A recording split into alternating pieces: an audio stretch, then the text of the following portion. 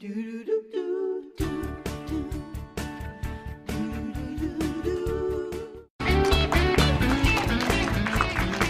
share with us award-winning plants for your garden is Shirley Bobshaw. Yes, Cheryl. Hey, guys. We got flowers and brands here as well. So, look, you guys.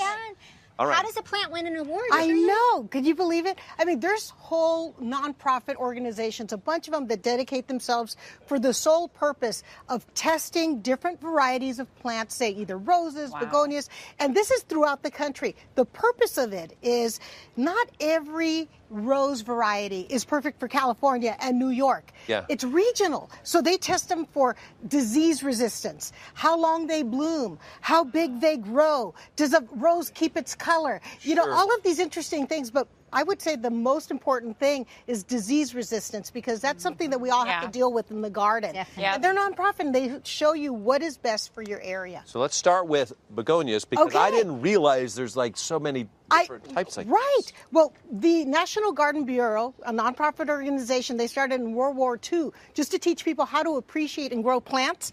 They have named the begonia the 2016 Year of the Begonia. It's the plant of the year. And the reason for that is it's an easy to grow plant. It's a plant that most people have success with.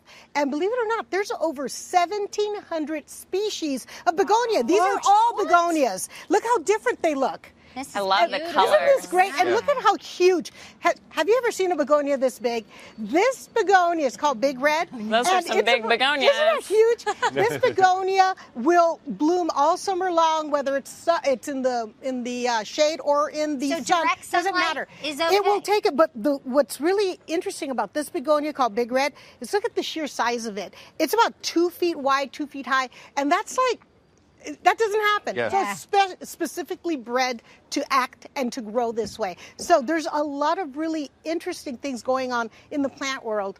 And a lot of organizations like this give us that information. So that we can appreciate it. Brianna's coming up roses. Oh, my gosh. Yes, they are. Can I I like what show you did you there. something I saw here? what but you needed to really sell it. Like, Yes. everything's coming up roses. Well, it's America's #1 plant, roses. So the American Garden Selections Organization, they trial these roses and any new bred rose that's been developed for disease resistance, especially some of you back in the east and the south, you deal with rust and molds and fungus. Really, really bad. Yes. So disease resistance is a huge thing that's tested for.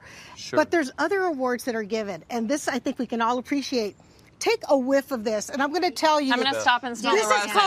This is called Delish. Tell you what, this one doesn't have its thorn. Smell this also. That is delicious. Yeah, smell this. Delish is a 2017 fragrance winner across the country. So I could take that and just like... Bobshaw. Is that amazing? I know. That's incredible. So that is an ARS winner. This one right here is called Ice Cap. It's a shrub rose. What makes this special is it's won a regional award again for the northern areas of the country, southern areas, against diseases like fungus and molds. So you can have a beautiful white hedge. I mean, each of these stems can have up to 20 blooms. Are these? This is like my girl right here. Shirley, Ice cap. I'm turning my attention on the roses because we're in the Rose Parade this year, so I'm trying to get all the roses down. Oh, my God. Are these that will be seen in the rose? These types of award-winning roses? Well, they judge them differently for those type of parades. For form, for like the perfect rose that day. It's got to be perfect that day. But these are plants, guys, that I want you to consider for your landscape. For instance, this one here, Tahiti Treasure, another award winner.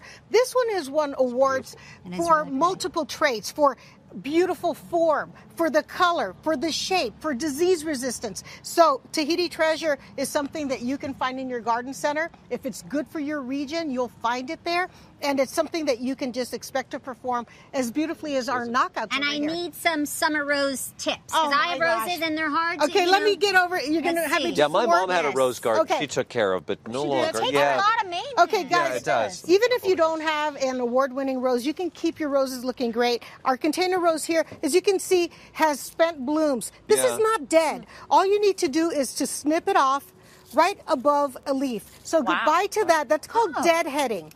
And also keep your roses hydrated during the summer, because that's one of the reasons why they falter. They need a lot of water. So keep them nicely hydrated, and do not fertilize them if the soil has not been hydrated. It's got to be nice and wet, or else it will burn your rose. Yeah, you don't want to burn your rose.